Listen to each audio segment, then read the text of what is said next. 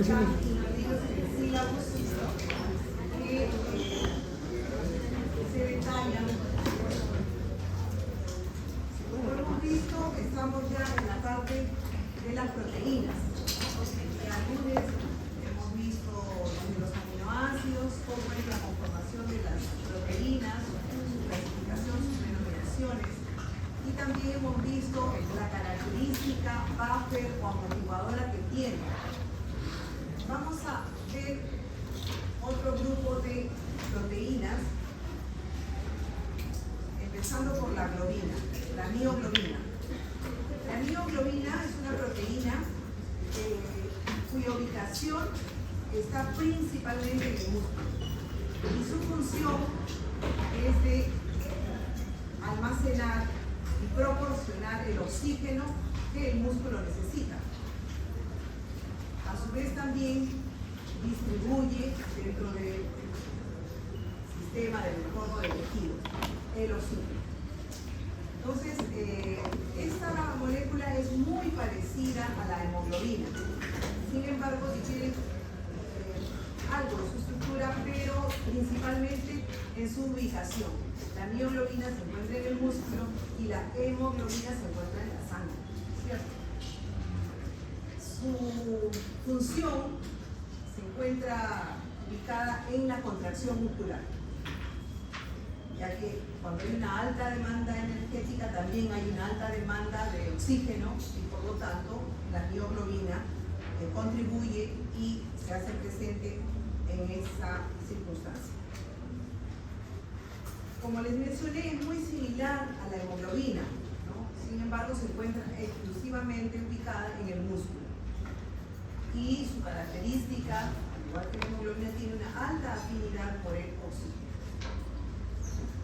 Cuando se detecta concentraciones elevadas en la sangre, porque muchas de estas moléculas que estamos repasando pueden ser determinadas en exámenes de sangre. Se determina que hay presencia de mioglobina, esta presencia está asociada al daño que está produciéndose del músculo, inclusive en el músculo cardíaco. ¿Cuál es la estructura? Su estructura corresponde a una proteína monomérica, es decir, que está formada por solo una cadena polipeptídica. En la zona central de esta molécula se encuentra pues, el grupo hemo, que es la que contiene la molécula de fierro. Tiene 8 hélices denominadas alfa, que forman la estructura de la globina. Y como mencionamos, el grupo prostético hemo, con el átomo de fierro correspondiente para la unión del oxígeno en esta molécula. Su peso molecular es entre 14 a 18 kilodaltons y el color característico que tiene, diríamos, la carne está dada por esta molécula. La relación de esta molécula está ligada directamente con el daño muscular. O sea, se libera en la sangre cuando hay una lesión muscular, puede ser en un traumatismo, en alguna enfermedad que afecte obviamente los músculos, incluyendo el músculo cardíaco. También hay una liberación de la mioglobina y otros elementos como la troponina que se pueden detectar, determinar en exámenes de sangre. La rhabdomiólisis es una afectación por alguna circunstancia de una destrucción masiva del tejido muscular que también nos va a dar como resultado su presencia en la sangre. Aquí tenemos algunos elementos que están presentes en la sangre cuando se produce este daño del tejido muscular, incluyendo el cardíaco, ¿no? Lo que estamos viendo nosotros es la mioglobina y esta, diríamos, determinación en sangre es en una de las fases más inmediatas producida la lesión. Entonces, si nosotros tenemos un paciente que tiene un infarto de miocardio, uno de los marcadores iniciales que nos va a decir sí, posiblemente hay un infarto de miocardio es la mioglobina.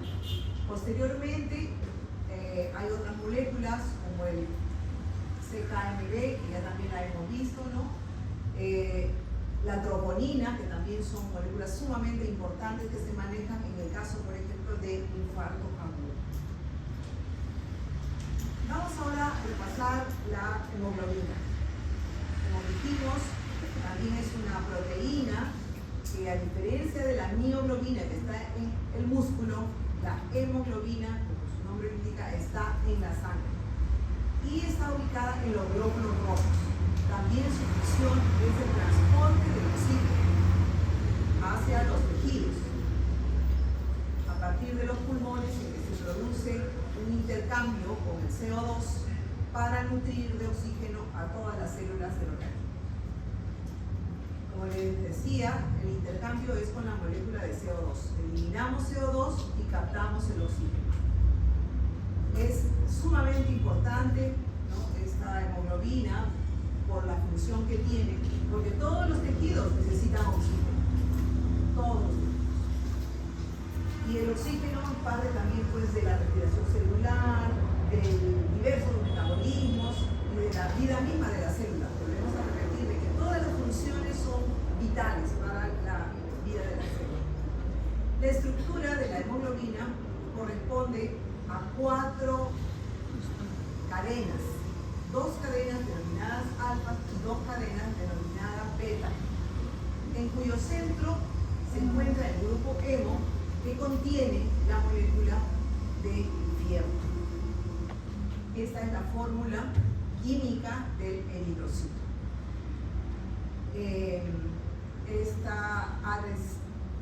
¿Cómo se llamaba esa estructura proteica que tiene una molécula no proteica adherida? Eran las moléculas prostéticas, ¿cierto? Entonces, este es el ejemplo característico de una molécula prostética, porque tiene la globina, ¿no?, que es todas las hélices, y tiene el elemento prostético, que es el grupo hemo, con el fierro en su estructura. Esta es un diagrama bastante simpático de las cadenas beta y de las cadenas alfa, el grupo hemo con la estructura, con el fierro, la molécula de fierro en el centro. Y esta es la fórmula química de la hemoglobina. Muy bien. Para reforzar nada más, tenemos la estructura de la proteína hemoglobina, ¿no? Se encuentra en los eritrocitos, y los eritrocitos, por supuesto, viajan a través del torrente circulatorio por todos los tejidos. Pasa como la baja policía recogiendo. ¿Qué cosa es lo que recoge los eritrocitos de los tejidos? ¿Cuál es el elemento que desecha?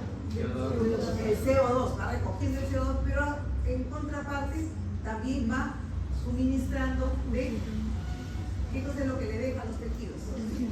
El oxígeno, claro, hace ese intercambio, ¿no?, a nivel de todas las células de nuestro organismo.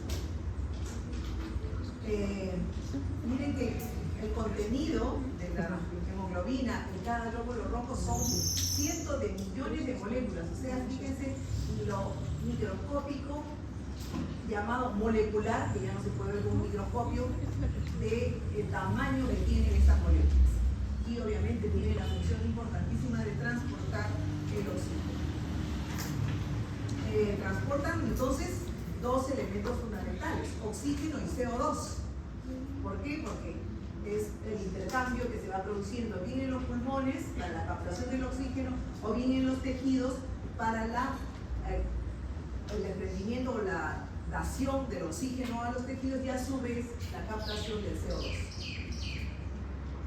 Esta molécula, también como las que ya habíamos mencionado en la clase anterior, que contribuye, es una molécula buffer amortiguadora que también va a tener una función importante dentro del equilibrio ácido-básico. Existe una una fórmula, una característica denominada efecto Bohr, que es la descripción de esta capacidad. Entonces, el glóbulo rojo recibe las moléculas de oxígeno, ¿en dónde? En los pulmones, ¿no es cierto? Con la respiración estamos captando oxígeno, esta se adhiere a las moléculas de hemoglobina y en los tejidos ese oxígeno es liberado. Existen muchos tipos de hemoglobina, sin embargo la hemoglobina tipo A, que tiene esta característica estructura de las cadenas descritas, es la que predomina en nosotros los adultos. El 97% de nuestra hemoglobina tiene esta estructura. Sin embargo, debemos recordar que la hemoglobina F, que es la hemoglobina fetal, tiene alguna variante, sobre todo en su estructura. Obviamente, dependiendo de la evolución de la maduración, es que ya adquiere la conformación, diríamos, estándar, que es la hemoglobina A. Un porcentaje, el otro porcentaje que queda a los 97%, vale decir entre 2-3%, tiene alguna estructura diferenciada de esta hemoglobina A y se le denomina hemoglobina A2. Hay otras hemoglobinas que están presentes en diversas patologías. Vamos a mencionar algunas de las enfermedades que están relacionadas con alteraciones de la hemoglobina. Todos hemos escuchado alguna vez de la anemia, ¿cierto? Un fulano está con anemia o una gestante tiene riesgo de anemia, entonces por eso tiene que durante su gestación ingerir ácido fólico, ingerir hierro para evitar la anemia porque tiene un metabolismo, ¿no?, diferente a una mujer normal. Entonces la anemia significa que hay una disminución de la hemoglobina en los glóbulos rojos y por lo tanto hay también una capacidad reducida en cuanto a la concentración y al transporte del oxígeno en ellos. Entonces la hemoglobina necesita, en este caso ya su diagnóstico, necesita pues una terapia de reemplazo, que hay que ayudar a que la hemoglobina se regule adecuadamente. Existen también algunas otras enfermedades como esta de la talasemia, anemia falciforme. Ya esa es una enfermedad congénita por alguna mutación genética que le da una forma distinta. Hemos visto que los glóbulos rojos, ¿no?, son ovoides, ¿no es cierto? En cambio aquí los glóbulos rojos son, le llaman una figura de plátano o una figura de coma, ¿no? Toman otra morfología de manera que ya no permite captar ni transportar el oxígeno en cantidad suficiente por la forma distorsionada que adoptan estas células. Otra enfermedad también es la talasemia. Esta talasemia ya está asociada a la producción de la fracción proteica, o sea, de la globina. Y obviamente la molécula de hemoglobina también tiene pues un defecto y un problema para la captación y el transporte del oxígeno. En casos de intoxicación por CO2, ustedes han escuchado alguna vez que algunas personas, ¿no?, intentan suicidarse encerrándose en algún ambiente concentrado, como un automóvil concentrado de CO2. Entonces aquí lo que ocurre también es que al incrementarse el CO2 en el organismo va a haber una alteración en la afinidad de la hemoglobina. Entonces son 4 ejemplos de los muchos que hay, de las situaciones, pero característicos de alteraciones en la hemoglobina. ¿De qué hablamos o cómo describimos qué significa la afinidad de la hemoglobina por el oxígeno? Es la capacidad que tiene la hemoglobina de captar y adherirse al oxígeno. Esa es la afinidad, esa es la función, esa es la característica que tiene esta molécula. Y se puede evaluar esta afinidad considerando la presión, que está un poco fallando, ¿no? Está bien ahí la pantalla. Esta afinidad podemos nosotros evaluarla o medirla a través de la presión de oxígeno, la presión parcial de oxígeno, y trasladarla en un gráfico considerando que es necesaria para que la hemoglobina, digamos, esté con la cantidad de oxígeno correspondiente, que la mitad, o sea, el 50% de la hemoglobina se encuentre unida a moléculas de oxígeno. No necesariamente el total de los glóbulos rojos. Entonces, esta afinidad pues varía según las condiciones fisiológicas, ¿no? Hemos mencionado, por ejemplo, ya en patologías, pero también en condiciones normales esta afinidad puede variar. Cuando hay una alteración de algunos componentes como el pH, también se varía la afinidad de la hemoglobina. Ahora vamos a ver un poquito más detalladamente. Los factores que intervienen en esta afinidad son el CO2, porque hemos dicho que es la molécula que sirve de intercambio. También se determina por el pH, por la temperatura, cuando tenemos fiebre, ¿no? También hay una serie de mecanismos que alteran esta afinidad. Esta molécula del bifosfoglicerato, cuando está también, digamos, alterada, obviamente que interviene en la actividad de la hemoglobina. En el caso de la molécula de CO2, cuando está incrementado el CO2, disminuye la afinidad. Claro, el CO2 está ocupando, ¿no?, la mayor cantidad de lugares en el glóbulo rojo, entonces deja pocos lugares para que se acople el oxígeno. En el caso que el CO2 está disminuido, se incrementa la afinidad, o sea que hay espacios libres para que se adhiera el oxígeno al glóbulo rojo. De igual manera, cuando el pH se vuelve ácido, la afinidad por el oxígeno disminuye. De manera contraria, en un medio alcalino, la afinidad por el oxígeno se incrementa. En el caso de una alteración de la temperatura, porque sigue en condiciones de una fiebre extrema, también la afinidad por el oxígeno disminuye. Y al revés, cuando hay una situación de hipotermia, la afinidad por el oxígeno se incrementa.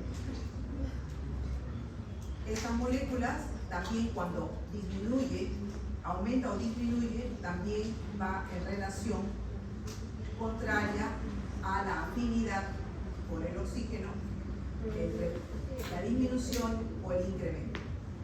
Un ejemplo característico de cuando disminuye la afinidad por el oxígeno es durante la liberación de oxígeno a los tejidos, en el ejercicio. En el ejercicio extremo, entonces todos nuestros músculos, todo nuestro sistema necesita, ¿no?, mayor cantidad de oxígeno. Por lo tanto, la liberación hacia los tejidos hace pues que también capte el CO2 que se produce por los ejercicios extremos, y vemos que hay una disminución de la afinidad por el oxígeno, más bien capta, o sea, adhiere, se impregna el CO2. Y en el caso de que se incrementa la afinidad por el oxígeno es en el caso cuando subimos a la altura, ¿no?, o los alpinistas, los montañistas. La concentración de oxígeno en las altas montañas es bastante baja. Entonces, el organismo, con la hiperventilación, trata de equilibrar esta alteración en la capacidad de captación de oxígeno y la eliminación de CO2. Y por lo tanto, la afinidad de la hemoglobina por captar oxígeno se incrementa, ¿no? Hay una necesidad para la oxigenación de los tejidos. Cuando hablamos de afinidad, hablamos de curva de disociación de la oxihemoglobina. ¿Qué cosa es la curva de disociación? Es el cambio de la curva estándar que tiene la oxihemoglobina para la captación de oxígeno en las condiciones que hemos mencionado. Entonces, cuando dijimos que hay una se genera una acidosis, o sea, una disminución del pH. La curva de disociación, siendo esta la estándar, se desvía hacia la derecha, con lo que la manifestación radica en una menor afinidad por el oxígeno para la liberación.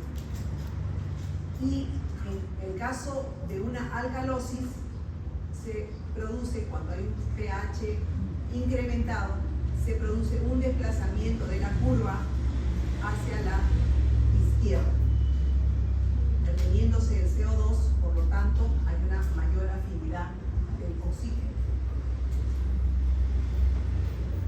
Esta es una constante que describe y forma parte de esta afinidad cuando la presión de oxígeno con la saturación de la oximoglobina alcanza el 50%.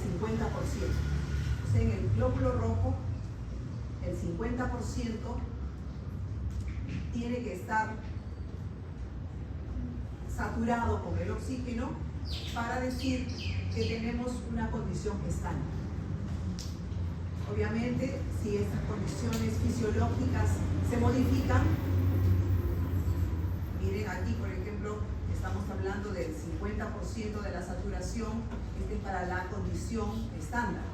Pero si nosotros hablamos de una condición distinta, fíjense, para el caso de la acidosis, la saturación está disminuida. Y cuando tenemos una condición de alcalosis, la saturación se incrementa, porque es el 50% el que vamos a evaluar para hablar de la curva de disociación. El efecto Bohr, algo hemos mencionado. También este es un mecanismo, diríamos, fisiológico que nos muestra la afinidad del oxígeno y la hemoglobina. Obviamente que esta afinidad disminuye cuando se incrementa la concentración de CO2. El glóbulo rojo tiene pues en su estructura la capacidad de adherirse bien al CO2 y bien al oxígeno. Dependiendo de la concentración y de las condiciones fisiológicas, en algunos momentos tendrá más oxígeno o tendrá más anhídrido carbónico. Sin embargo, el equilibrio es el estado fisiológico, que tenga la misma capacidad, considerándose que la condición estándar es el 50% de la saturación en el glóbulo rojo. Cuando disminuye el pH, como hemos visto en la gráfica, también ocurre pues que disminuye la afinidad de la hemoglobina por el oxígeno. Este es un diagrama que me pareció muy simpático. Estos son los tejidos, la porción tisular, estos son los capilares del endotelio y este es el medio ambiente del endotelio respiratorio. Entonces, ¿qué ocurre? Nosotros respiramos oxígeno, ¿cierto? Este oxígeno con la molécula de bicarbonato, ¿no?, se une y va a formar el CO2, la molécula de CO2, que es el que se va a expeler pues, en la respiración. Este grupo carboxilo va a liberar su oxígeno y se va a unir a la molécula de CO2, capta los vasos desde los tejidos y forma nuevamente esta molécula de bicarbonato. Luego, la hemoglobina que tiene el oxígeno libera la molécula de oxígeno para que sea trasladada, o sea, expulsada hacia el tejido. Y la molécula propiamente de hemoglobina sigue circulando en la sangre. Entonces, este círculo del ingreso del oxígeno a partir del medio ambiente, la salida al tejido, la producción de CO2 para la salida al medio ambiente y la captación del CO2 de los tejidos forman pues este círculo permanente en la dación y recepción del oxígeno y CO2 dependiendo de dónde se encuentre y de las circunstancias. Ese es el efecto Bohr. Entonces, en los tejidos, por ejemplo, ¿cómo funciona? En los tejidos, cuando se encuentran en una situación de ejercicio extremo, se produce más CO2 y ácido láctico, ¿no es cierto? En todas las células, principalmente hablemos de las células musculares, por ejemplo, ¿no? Y eso hace que el entorno se vuelva ácido. Y la hemoglobina, ¿no?, interviene, actúa, liberando más oxígeno, porque quiere decir que el aumento de la concentración de CO2 y de cuerpo ácido láctico hace que necesite el oxígeno para su funcionamiento normal. Entonces, miren, aquí este es el tejido y esta es la sangre capilar. Vemos que el CO2, obviamente, del tejido pasa a la sangre, que es lo mismo que hemos visto en el otro, y el CO2 más agua forma la hidrasa carbónica. Esta, en otra reacción química, libera el hidrógeno y se convierte en bicarbonato, que va a ser sumamente importante, ya hemos visto, ¿no?, para que continúe la cadena. Este hidrógeno se une a la hemoglobina y obviamente seguimos en el círculo anterior, ya en los pulmones, para la transferencia de las moléculas. Entonces aquí sale el ácido carbónico, forma el bicarbonato y el recorrido continúa ya para el intercambio con las moléculas de oxígeno. Entonces, en los tejidos, ¿qué es lo que pasa? Se trata de liberar el oxígeno, ¿no es cierto? Sea en condiciones fisiológicas, diríamos en un ritmo estándar, o sea en condiciones extremas de ejercicio, trata de liberar lo más posible que tenga de oxígeno. ¿Y qué ocurre en los pulmones? Ya lo hemos visto, que el CO2 se exhala, ¿no? Si no hay un equilibrio en nuestro sistema, no hay una homeostasis, entonces el exhalar o el eliminar grandes cantidades de CO2 nos puede llevar a un incremento del pH, que vale decir como si nos incrementa el pH, ¿qué situación fisiológica o de equilibrio ácido? Claro, entramos en una alcalosis, ¿no es cierto?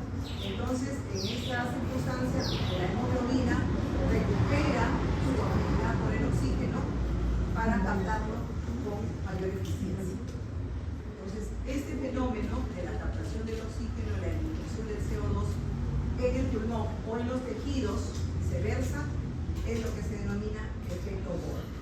Aquí tenemos los mismos diagramas y aquí hay algunas características que generan la modificación de esta curva de disociación para la afinidad de la hemoglobina con el CO2. Ahora vamos a hablar sobre las enzimas. Ya venimos hablando de las enzimas, ¿no? Desde la primera clase, recuerdo que les dije cuando definimos el metabolismo que las enzimas eran unas moléculas que formaban parte de todos los procesos metabólicos de las diferentes vías y rutas metabólicas. Entonces las enzimas están presentes en todo momento. ¿Qué son? Son también proteínas, ¿no? Y catalizan, ayudan, cooperan, forman parte de todas las reacciones químicas que se producen en nuestro organismo y volvemos a repetir en cada célula. Aceleran, disminuyen, ¿no?, el proceso, consumiendo energía. Sin embargo, estas enzimas tienen una capacidad muy particular porque generalmente producen la reacción y vuelven a su estado original y nuevamente vuelven. O sea que su acción es de manera no reversible, ¿no? Y todas ellas, volvemos a mencionar, importantísimas para el funcionamiento del organismo. Sus funciones principales corresponden pues al papel que juegan en las diferentes vías metabólicas, en todos los procesos biológicos. Uno, cataliza las reacciones metabólicas, volviendo a la repetición. Va ayudar a formar parte de la digestión, de la síntesis de biomoléculas para la producción de energía.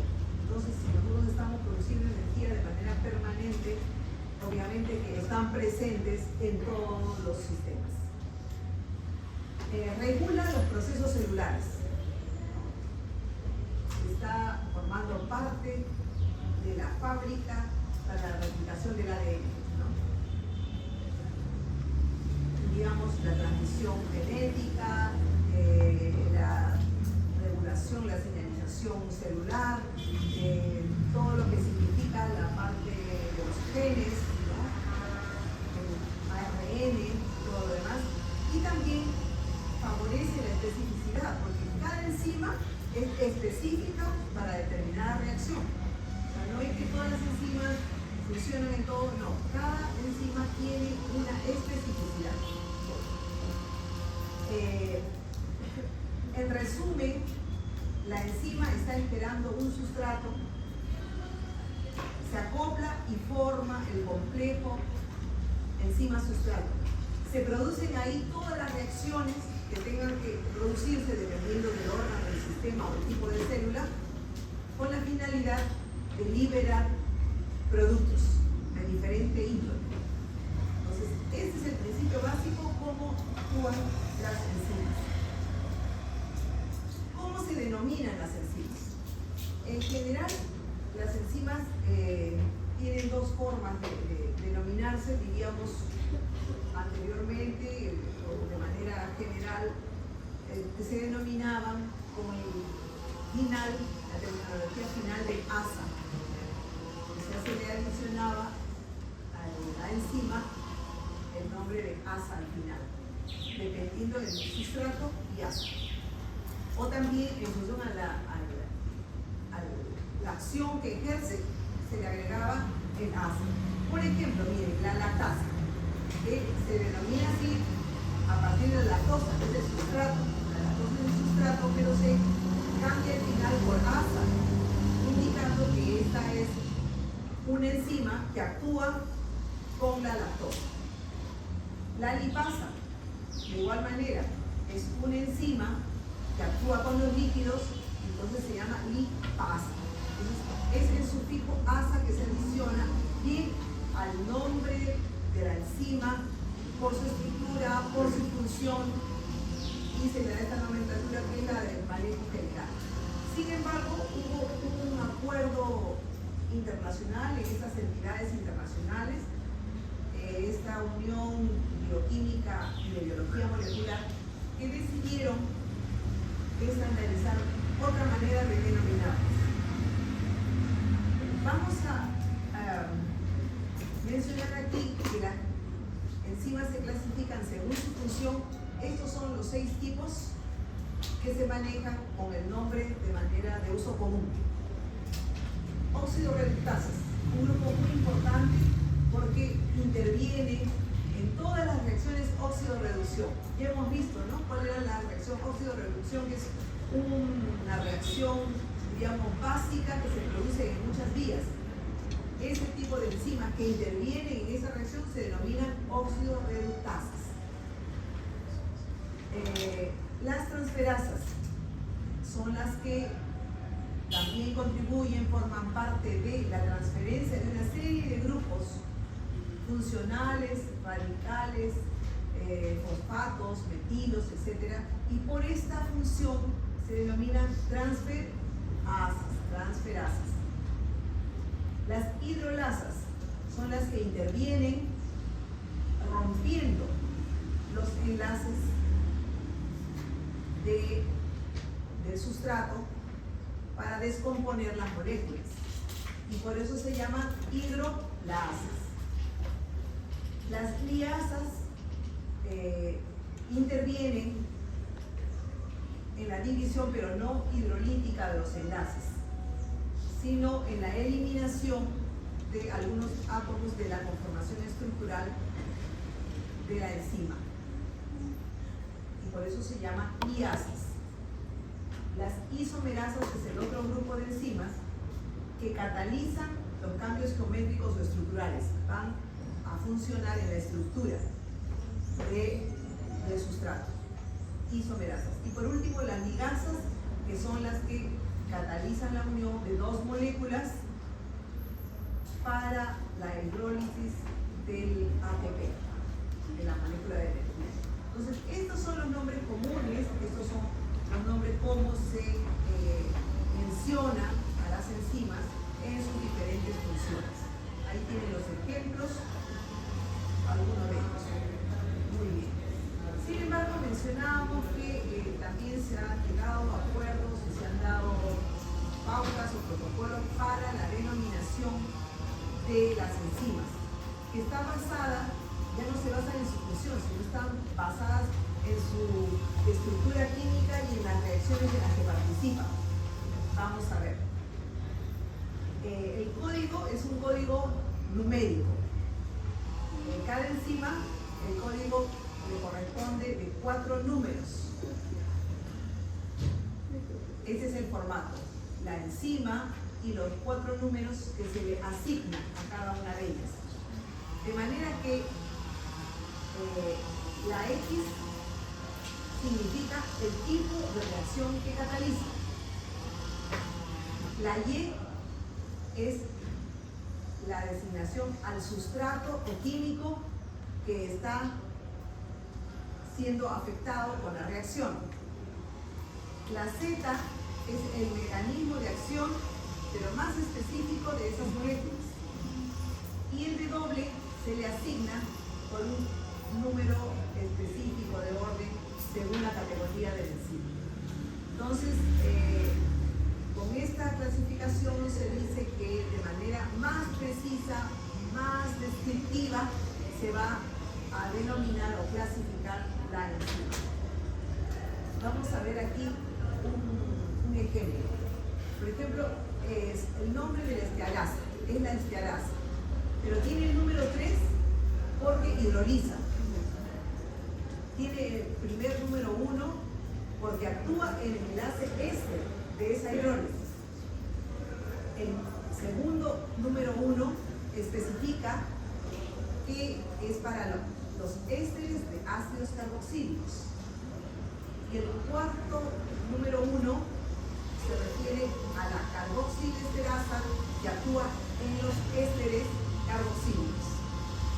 Está bien, miren, va describiendo, o sea, cuál es la acción que realiza en ese momento, con qué sustrato, de qué forma, en qué tipo de enlace es el que va a tener la función, la enzima. Entonces, actualmente esa es la nomenclatura internacional estándar que se da a las enzimas.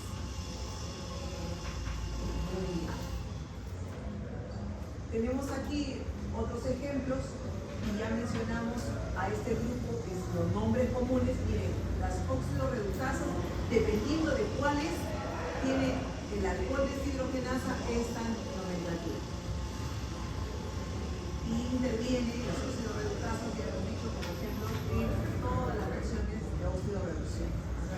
Las transferasas, que también ya mencionamos, el ejemplo de la hexocinasa es de la numeración, la nomenclatura estándar internacional con la que se maneja. En el caso de las hidrolasas, que rompen los enlaces con agua, un ejemplo de ellas es la amilasa, y esta es su nomenclatura internacional numérica. Igualmente, en las ligasas, que catalizan las moléculas con ATP, tiene esta denominación numérica, el ejemplo del ADN ligasa. Y por último, en el caso de las isomerasas, que catalizan cambios estructurales de las moléculas, esta es su denominación numérica internacional en el caso de la fosfoglucoisomerasa. Entonces, el listado de estas enzimas es enorme, pero todas tienen, obviamente los químicos ya saben muy bien qué significa el número 1, el número 7, y qué significa el primer número, qué significa el segundo número, cuál es el tipo de reacción, en qué enlace actúan, etcétera, etcétera, ¿no? Que para nosotros posiblemente es un poco más complejo, pero si nos ahondamos ya en este tema, podríamos manejarlo de manera también común. reacción de las enzimas. Como dijimos, el sustrato, esta molécula, se une a la enzima y forma el complejo enzima-sustrato. En este complejo se producen las reacciones para desdoblar los productos según sea el caso. Y por último, la enzima deja libre los productos resultantes de la reacción que se ha producido. Entonces, ¿cómo funciona? Se une el sustrato a la enzima, se forma el complejo, se producen las reacciones y se liberan los productos. La enzima vuelve a su estado, diríamos, original, a la espera o a la producción de los siguientes procesos con esta finalidad. Ese es el mecanismo de acción de las enzimas. Aquí tenemos un ejemplo también similar para reforzar la idea. Esta es la enzima, tiene unas ubicaciones, sitios específicos activos para recepcionar el sustrato, en este caso la lactosa. Se forma el complejo, interviene en este caso agua, y esa reacción se basa en que se rompen los enlaces de la lactosa y se generan los productos que son la glucosa y la galactosa. La enzima los libera y la enzima retorna a su fase inicial para continuar con el proceso de manera repetitiva. Dijimos también en algún momento que las enzimas son específicas, por eso es que también cuando hemos mencionado hay varios tipos, cada una de ellas tiene funciones, características muy puntuales. No es que una sola enzima puede hacer de todo, no, hay una serie de enzimas que están agrupadas en la clasificación que hemos visto y cada una de ellas tiene funciones específicas. Por ejemplo, hay determinadas enzimas que solamente actúan con la lactosa. Solo con la lactosa, no actúan con otro tipo de sustrato, solamente con la lactosa. También otras enzimas ya actúan en un grupo de sustratos que son de alguna familia determinada. Moléculas parecidas, pero esas enzimas están hechas especialmente para reconocer a todo un grupo de sustratos que pertenecen a una familia y poder reaccionar en ellos. Otra de sus características específicas es que algunas solamente tienen acción en determinado tipo de enlaces. En estructuras químicas con enlaces determinados solamente ahí actúan. Y por lo tanto también en otras circunstancias hay otras enzimas que tienen especificidad dependiendo de la estructura química, son similares en la estructura química. Esto describe lo específico que son en su funcionamiento las enzimas. Vamos a hablar del sitio activo de las enzimas. Ya vimos que la enzima se acopla con el sustrato, pero no se acopla en cualquier lado. Dentro de la estructura de la enzima hay sitios activos. Es en donde el sustrato va a adherirse. Es una cuestión específica en donde también, además de la unión, se produce la reacción para obtener los productos finales. En ese sitio específico de la enzima, ella reconoce el sustrato, dependiendo de lo que ya hemos mencionado de su especificidad. Ahí en ese lugar se produce la reacción química para la cual está destinada y de manera, pues, obviamente satisfactoria, tiene los productos que son liberados a continuar todas las vías en las que se tiene que participar.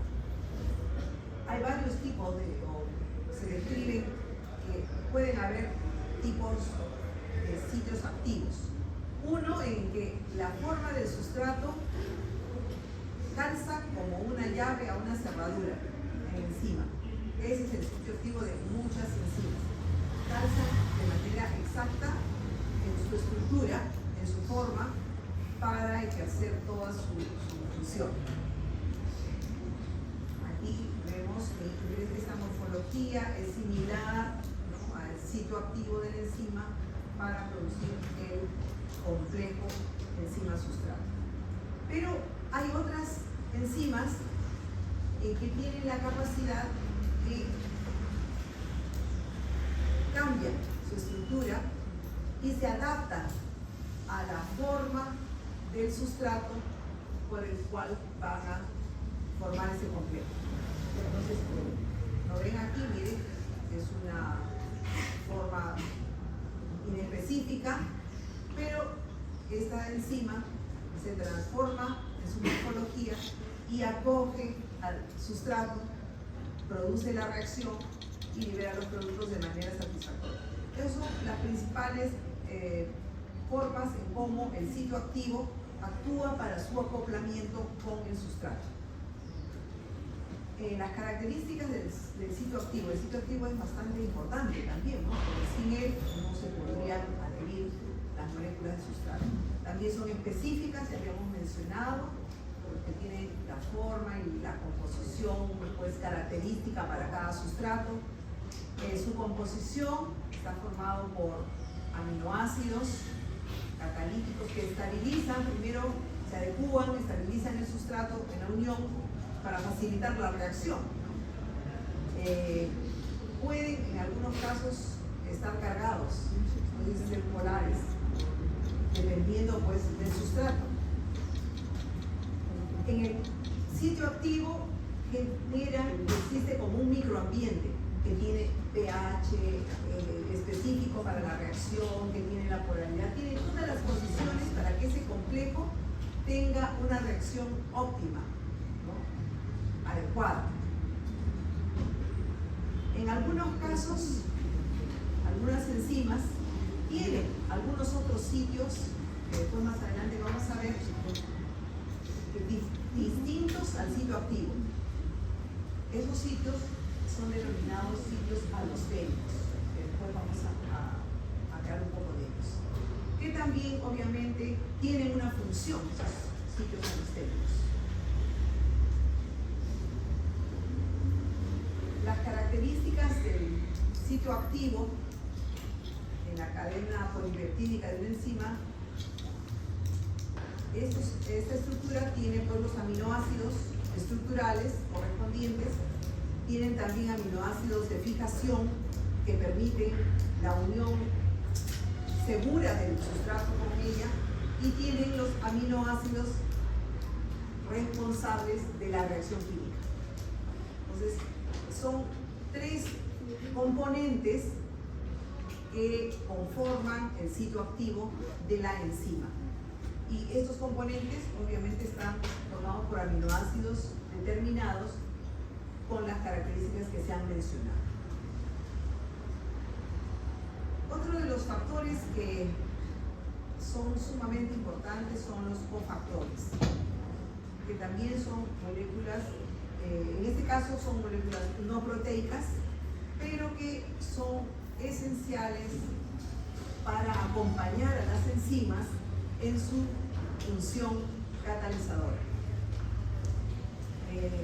Potencian, ayudan, forman parte de muchas reacciones enzimáticas para pues, la función principal catalítica de la enzima. Estos cofactores pueden ser de dos tipos.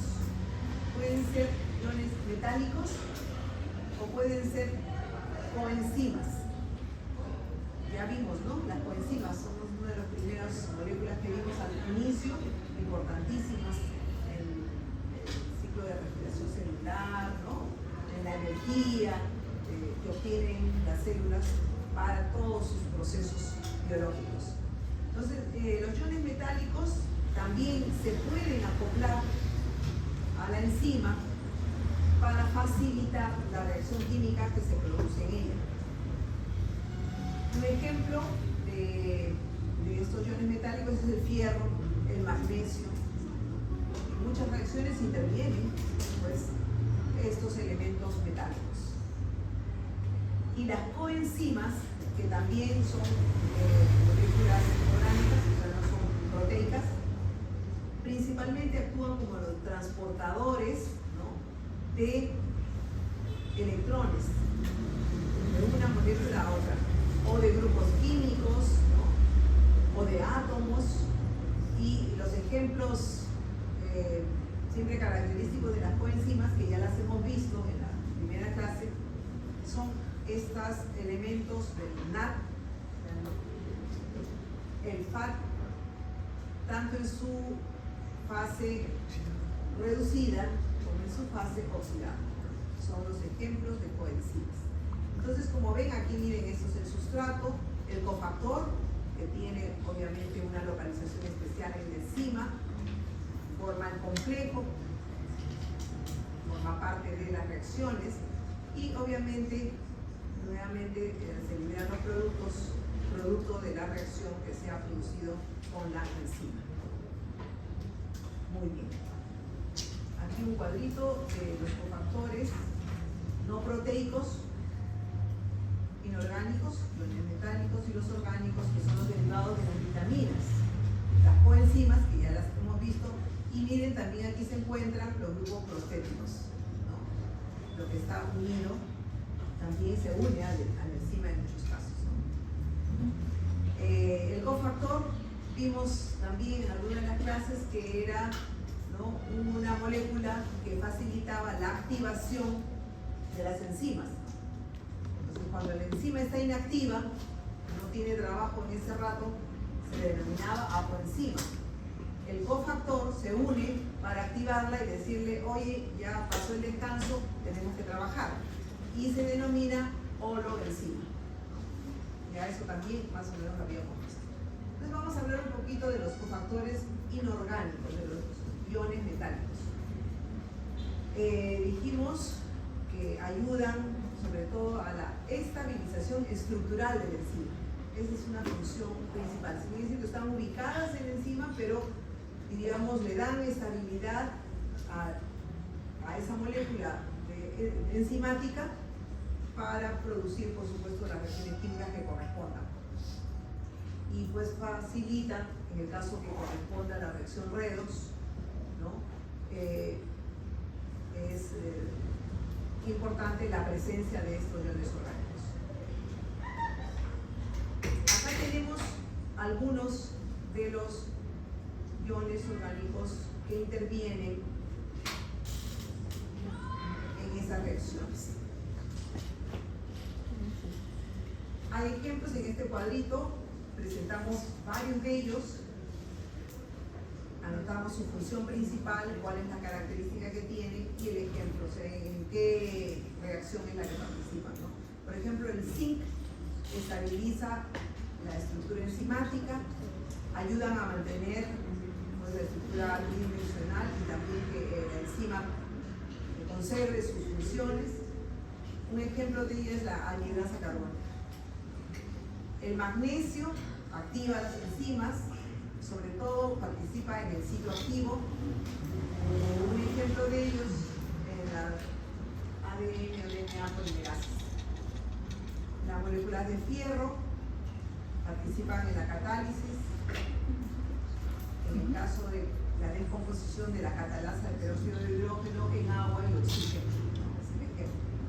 El cobre interviene en la transferencia de los electrones, o sea, en la reacción redox, ¿no?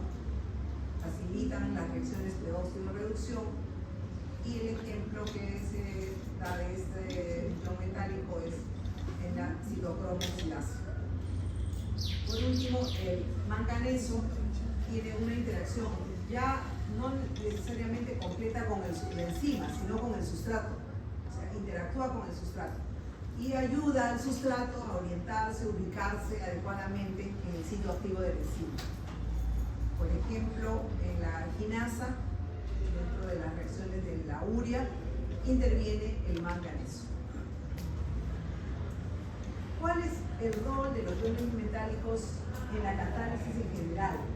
Miren, interviene pues activando los sustratos, hemos visto que muchas veces no necesariamente actúa solo en enzimas, sino también en el sustrato, estabiliza la morfología de la enzima para la reacción, en la catálisis redox, en la regulación del pH y la función ácido-básico que se produce en ese sitio activo. En el sitio activo tienen que haber las condiciones, no solamente que se acoplan, no, tienen que haber todas las condiciones, ¿no?, para que se produzcan las reacciones.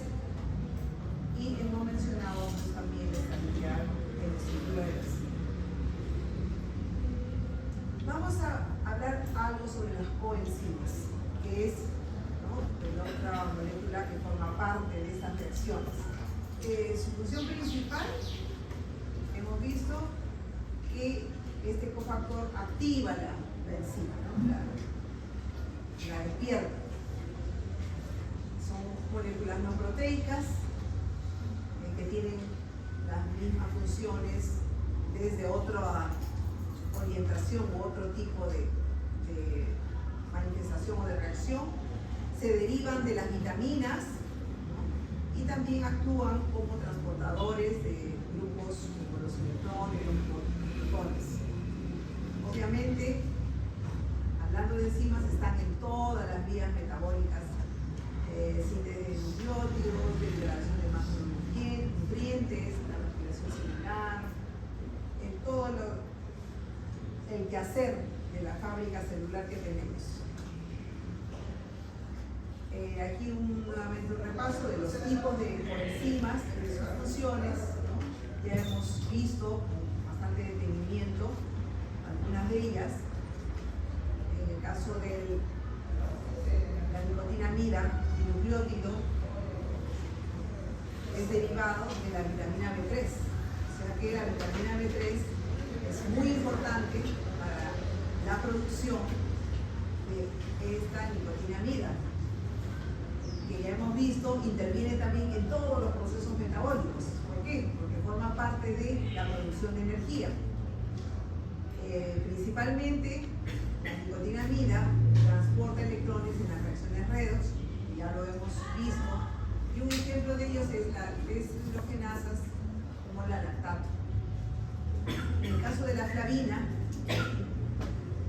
es derivado de la riboflavina. La vitamina B2 es un elemento, diríamos, es una materia prima para la formación, la síntesis de la flavina, adenina y nucleótido, y también interviene en el transporte de los electrones en las reacciones redox. Ejemplo es el succinato deshidrogenasa. La coenzima A, una molécula muy importante, proviene del ácido pantoténico, que es la vitamina B5. Transporta ya no electrones, sino transporta grupos acilo. Principalmente está asociado al metabolismo de los lípidos y los carbohidratos. Entonces, cuando ustedes repasen el metabolismo de los lípidos y los carbohidratos, les van a mencionar la intervención, la participación de la coenzima A en todas las reacciones que tengan que ver con ella. Un ejemplo es la piruvato deshidrogenasa, que también se va a mencionar con bastante frecuencia. La biotina, que es un derivado de vitamina B7, transporta, miren, ella transporta los grupos carboxilo en las reacciones de carboxilación. Se dan cuenta que cada coenzima tiene una ubicación dentro de la catálisis que se produce en diferentes células, en diferentes órganos y sistemas. La piruvato carboxilasa es un ejemplo de esta molécula. La tiamina pirofosfato, procedente de la vitamina B1, facilita, en este caso, fíjense, las reacciones de descarboxilación. Como se dan cuenta, miren, cada una tiene una función bastante específica, bastante descrita, señalada, ¿no? Un ejemplo es el complejo de la piruvato deshidrogenasa. Otro ejemplo es el ácido tetrahidrofólico, proviene de la folato, vitamina B9, y en este caso esta coenzima transporta grupos monocarbonados y está hierro y otros. Un ejemplo de esta enzima es la timidilato sintetasa. Entonces, como ven, nuestro organismo está programado molecularmente, así se denomina ahora, porque son las partículas más pequeñas que se han podido describir, se han podido estudiar en su estructura, en sus funciones, en sus características, en su interacción con las otras moléculas que están inmersas pues, en las diferentes vías metabólicas. ¿Cómo se relacionan estas coenzimas en los casos médicos, en la práctica, en el funcionamiento saludable, fisiológico de nuestro organismo o en el funcionamiento patológico de nuestro organismo? La molécula de nicotinamida es una de las moléculas que están estudiándose bastante porque como es uno de los actores para generar la energía, se piensa que podría ser también una molécula importantísima para ver la longevidad. Cuanto más energía tengamos, pues estamos muy bien. Entonces, en estas enfermedades neurodegenerativas están estudiando de manera más profunda de qué forma actúan para estos factores de la longevidad de las enfermedades neurodegenerativas. Por lo tanto, la farmacología está también estudiando moléculas que puedan proporcionar estos factores, estas coenzimas, como suplementos para mantenernos con la eterna juventud. En el caso de la flavina, las deficiencias de la riboflavina pueden causar trastornos metabólicos en general. ¿Por qué? Porque intervienen en todos los procesos metabólicos. Entonces, esa también, ya diríamos, su función, sus estudios van más al funcionamiento de manera general. A diferencia de la nicotinamida, que está hablándose específicamente ya de aspectos neurológicos o de longevidad, ¿no?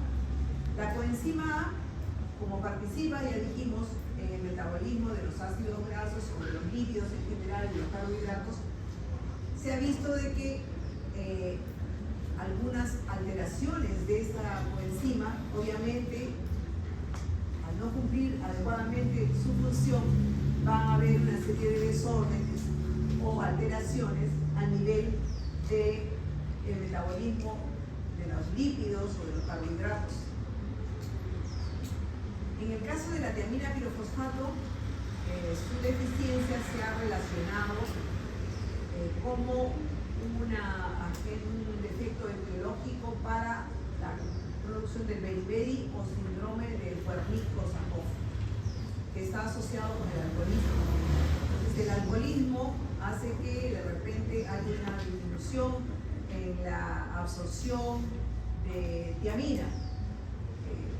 Y obviamente, cuando, no sé si ya ustedes han visto, o en mi época era así, ¿no? Cuando alguien estaba pues en unos tragos a más, decía, te va a pasar, hay que ponerte tiamina, ponte unas ampollas de tiamina y eso ya te entierra, ya te pasa el cuadro para que nadie se dé cuenta. Entonces, la vitamina, la tiamina, ¿no? Está asociada a algunas deficiencias, algunas alteraciones, ahí debe haber alguna reacción con el alcohol. El ácido tetrahidrofólico también es usado para la anemia megaloblástica. Generalmente, como les mencioné hace un momento, las embarazadas, ¿no?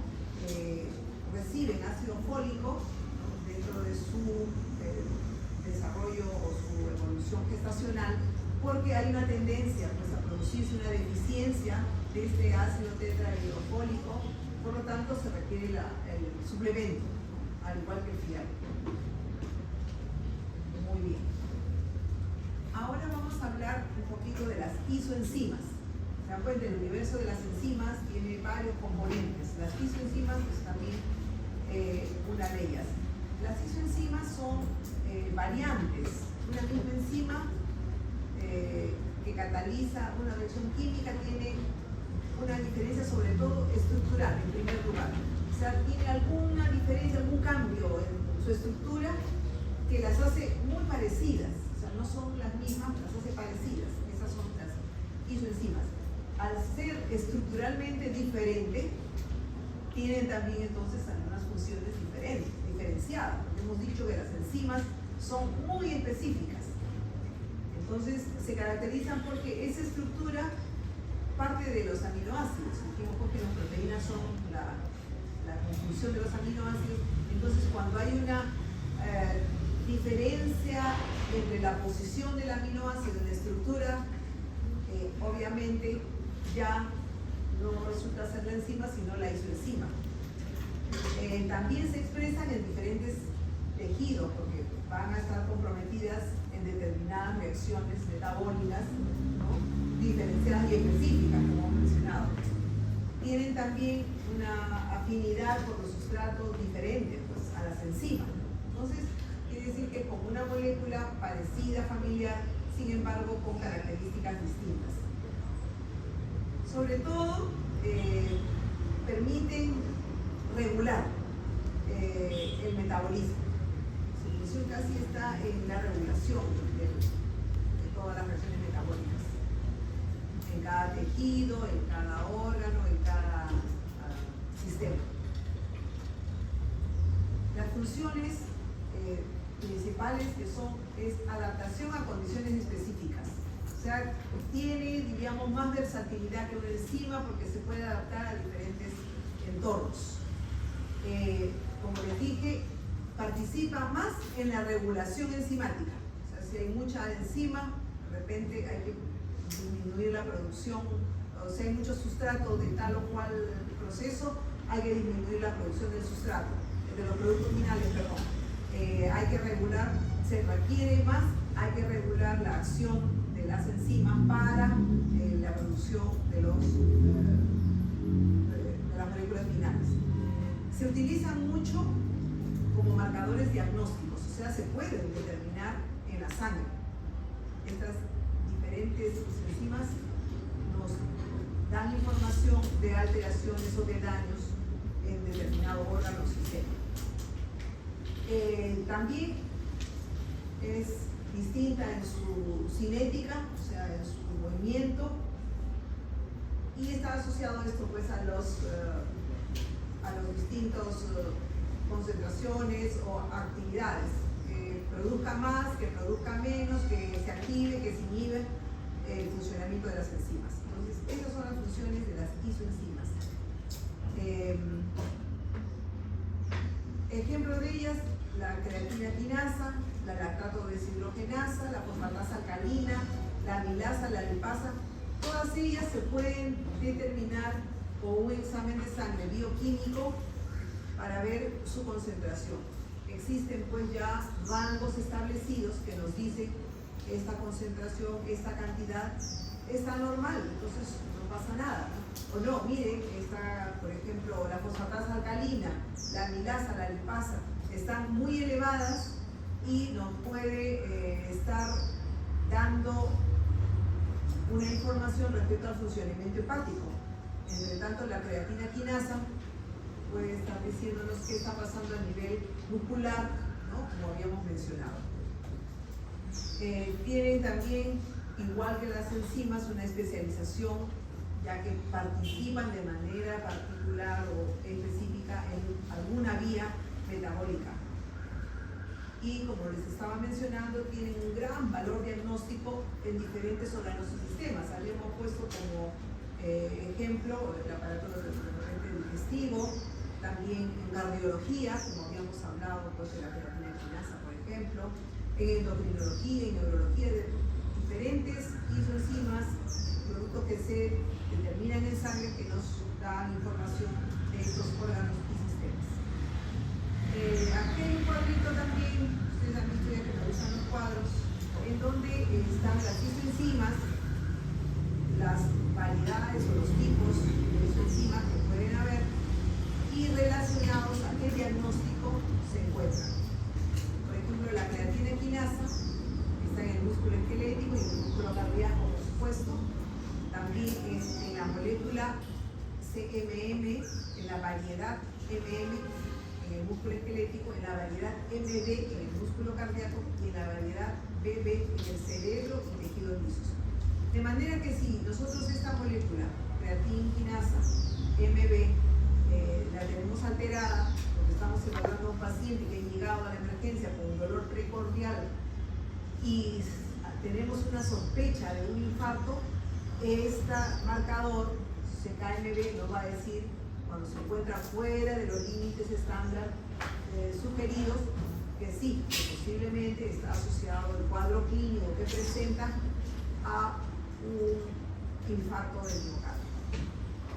En el caso de la lactata deshidrogenasa, que indica también un daño celular, hay varios tipos. Miren, hay varios tipos de lactato deshidrogenasa.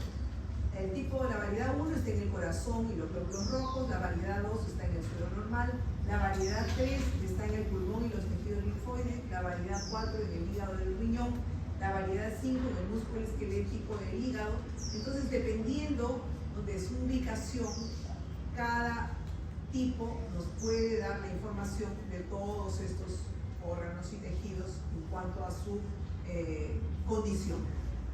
La fosfatasa alcalina principalmente nos habla pues, de un daño osteopático, manejamos más como daño hepático. También hay una fracción que nos da información de la actividad placentaria. Fosfatasa alcalina se maneja sumamente, de manera general, se maneja bastante para ver el hígado. Se altera pues en valores de osteoporosis o en el caso de una alteración ya crónica como la cirrosis. Pero no necesariamente tenemos que llegar a una alteración o una patología crónica para tener un dato o una información de la fosfatasa alcalina.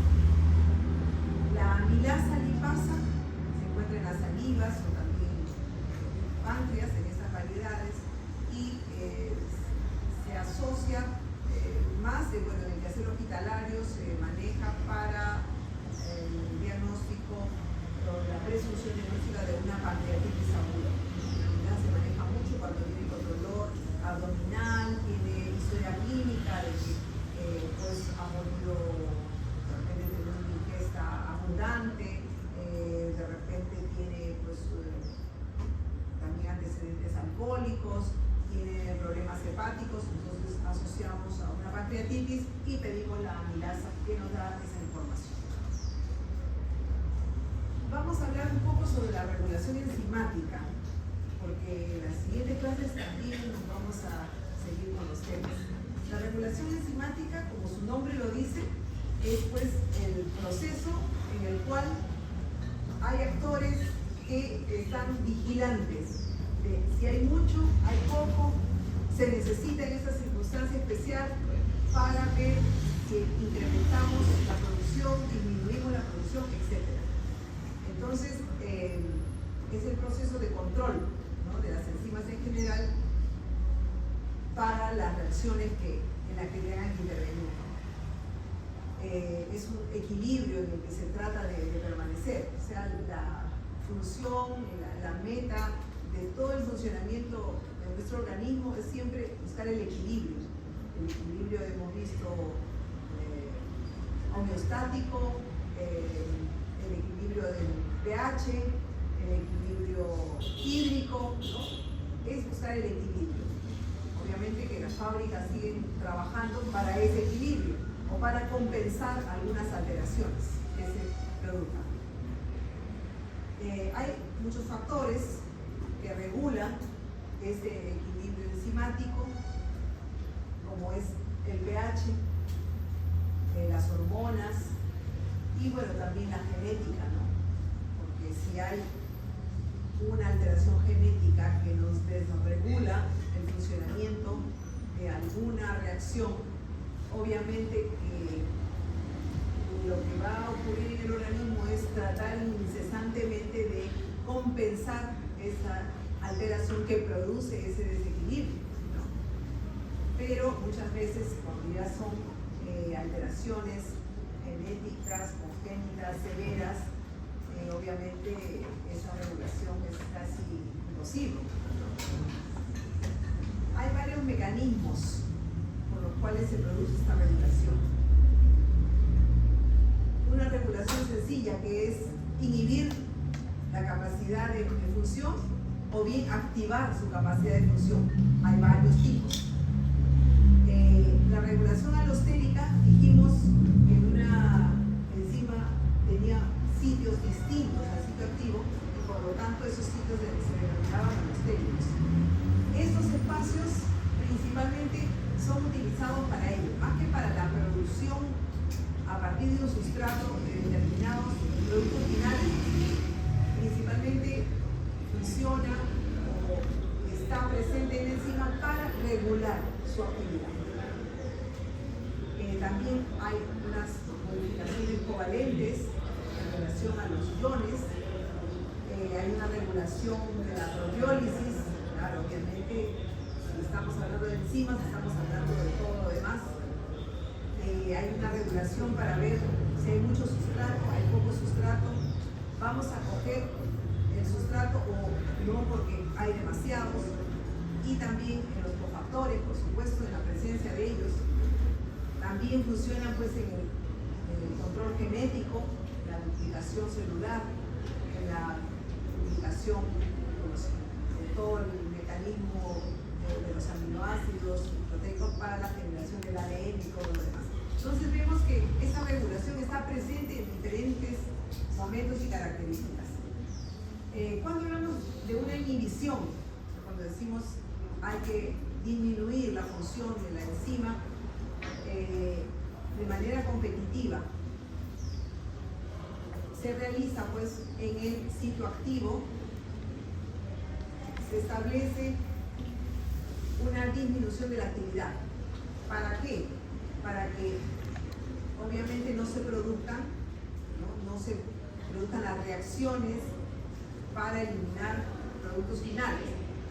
Un ejemplo, ya diríamos en relación a la salud, es que este medicamento que se utiliza en muchos esquemas para el cáncer, o sea, en quimioterapia, este producto ocupa el sitio activo de estas enzimas, o sea que compite con los sustratos. Este es un sustrato, digamos, artificial, químico, que va a ocupar este espacio y entonces se va a disminuir, obviamente, la actividad de la enzima. Es no competitiva cuando este inhibidor sí, se une al sitio, cambia toda la estructura de ese sitio activo, cambia el medio ambiente del sitio activo, para que ya no se produzcan más reacciones ni se produzca más complejo, sobre todo porque está ocupado el sitio activo. Entonces, los metales pesados también tienen esa función de inhibir la actividad, la actividad enzimática. En muchos casos, esta inhibición ya resulta irreversible. Una vez que se bloquea la producción del complejo sustrato enzima, queda ahí de manera definitiva. Por ejemplo, la aspirina. La aspirina inhibe el ciclo oxigenasa para reducir la síntesis de prostaglandina. Entonces, mientras que haya la aspirina, mientras que esté presente, va a seguir esta inhibición.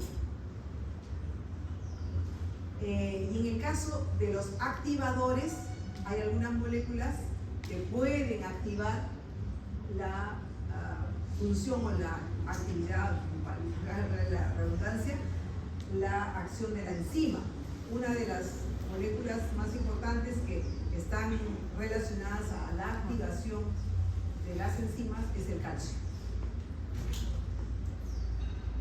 Hay unos esquemas de el tipo de regulación cuando hay una inhibición que compiten por el sitio activo, u otra en que modifican las características del sitio activo para evitar la adición de un sustrato. Esto lo vamos a ver también más adelante. La regulación alostérica y covalente. La regulación alostérica, como dijimos, es que la enzima, además de ese sitio activo, tiene otros espacios, ¿no?, en donde se acoplan estas moléculas para la función de regulación. Por ejemplo, aquí la fosfofructosinasa en la glucólisis se activa por la MP y está inhibida por el ATP. Y cuando hablamos de una regulación covalente, covalente cuando las enzimas cambian su actividad por la característica química que tiene. O sea, la enzima se modifica. Y ahí, en este caso, nosotros ya hablamos de una regulación covalente. Esta modificación de la enzima hace que bien se estimule en la producción o que bien se inhiba en la producción. O estamos hablando de la regulación, todos son aspectos y características de la regulación. Un ejemplo es la fosforilación. El glucógeno pues, se activa por la fosforilación, que también es una reacción sumamente, utilizada por muchos sistemas o vías metabólicas. También la acetilación, que significa adicionar el bicarbonato, para, por ejemplo, en este caso, las histonas para la expresión génica. Es parte de esta modificación que ocurre en la enzima. Aquí son los gráficos de la modificación alostérica y covalente como ejemplos, que lo vamos a ver posteriormente. Algunos ejemplos de la relación que tienen estas enzimas alostéricas con la medicina. La glucosinasa, que está presente en el hígado y en el páncreas, es una enzima alostérica que regula, forma parte de la regulación de la glucosa en sangre. Hay medicamentos, ¿no?, que tienen un blanco de acción en estas moléculas, en estas enzimas,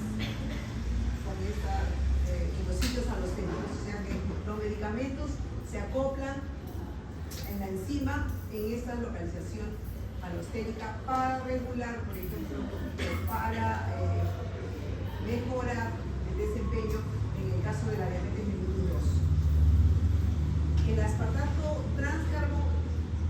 transcarbotilasa, por ejemplo, está manejada también farmacológicamente en la regulación de la síntesis de los nucleótidos, porque inhibe la proliferación celular de alguna manera.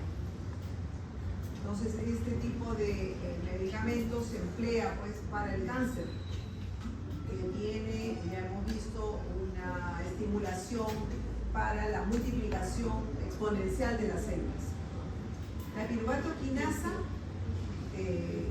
la enzima, cuando hay mutaciones para la producción de esta enzima, se tienen los cuadros de anemia hemolítica. Hay algunos tipos de anemia hemolítica que están asociadas a las mutaciones, o sea, como enfermedades genéticas de esta enzima. Y como terapia, hay moléculas que se administran como activadores enzimáticos. Por último, otro ejemplo es la fosfofructosinasa, que regula la glicólisis, que está presente en todas las células.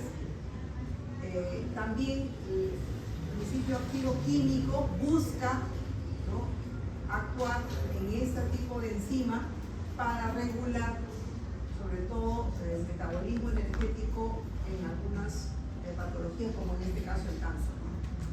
Entonces, muchos de los medicamentos en general tienen que conocer muy bien la bioquímica para buscar esos compuestos químicos que actúen en determinadas reacciones o en determinadas moléculas que intervienen en las reacciones para controlar la patología o proporcionar un equilibrio a alguna alteración que se presente. Este es otro tipo de regulación que existe para la activación o inhibición en general de las enzimas. Hay una regulación de proteólisis. Algunas enzimas obviamente se sintetizan de manera inactiva, que son zimógenos, y pues estas enzimas necesitan activarse.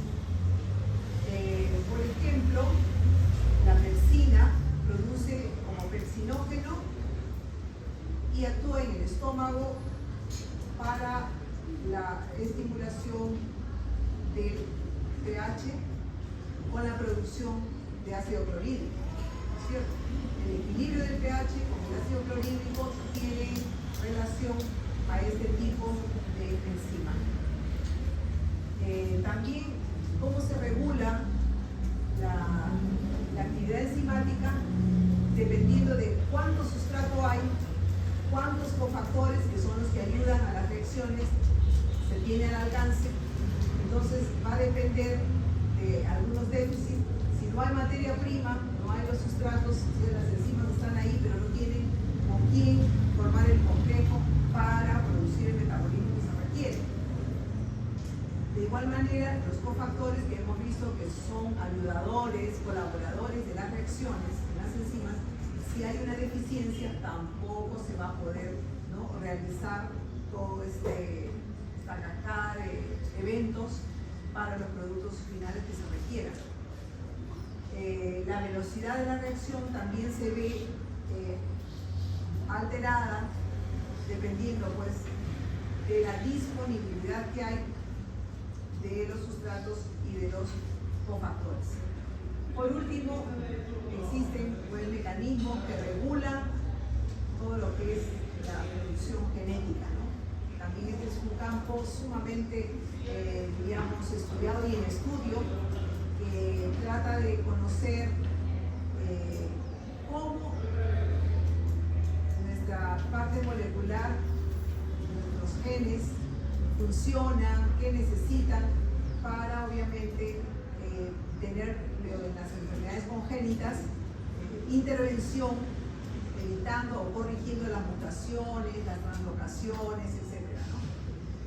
Entonces, el control genético también interviene en esas enzimas, bien con su actividad de estimulación o con su inhibición para la producción de los productos finales. Vamos ahora a repasar lo de las vitaminas. Hay dos tipos grandes de vitaminas, hidrosolubles e liposolubles. Las hidrosolubles son las que se disuelven en agua, se eliminan por la orina cuando están en exceso y no se almacenan, pero son sumamente importantes. Y las liposolubles sí se almacenan en las grasas, en el tejido graso en general. Estamos viendo que las hidrosolubles son el complejo B y la vitamina C principalmente. Estas vitaminas hidrosolubles son muy importantes porque intervienen, hemos visto, en la formación, ¿no?, de las coenzimas. También intervienen en una serie de reacciones, o sea, en las funciones metabólicas en general. Y hemos visto que son, pues, materia prima para la producción de las coenzimas. Aquí tienen una definición cortita de cada una de ellas. Este es un cuadrito que resume las vitaminas importantísimas, que son el complejo B y la vitamina C, que intervienen muchísimo en todo el metabolismo, el nombre de ellas, cuál es la función y qué alteraciones pueden encontrarse en la deficiencia de estas vitaminas. Este cuadrito lo van a tener, entonces pueden darle una lectura detallada y minuciosa. Entonces, el complejo B es una de las vitaminas, es un complejo sumamente importante como nutrientes para el funcionamiento de nuestro organismo. Aquí tenemos, en el caso de los carbohidratos, interviene la vitamina B1, la 2, la 3 y la 5, en el metabolismo de los lípidos, la B5 y la B7, en el metabolismo de las proteínas y de los neurotransmisores, B6, B9 y B12, en el metabolismo, la producción de energía, B1, B2, B3, B5, o sea que el complejo B es sumamente necesario, indispensable para nuestro funcionamiento. Las coenzimas en el transporte de los grupos funcionales, aquí también tenemos nuevamente las coenzimas ¿no? Que ya habíamos visto en láminas anteriores, que el Grupo Transportan, que también las habíamos mencionado, y son los ejemplos en donde están presentes. Igualmente, ya es prácticamente una lámina que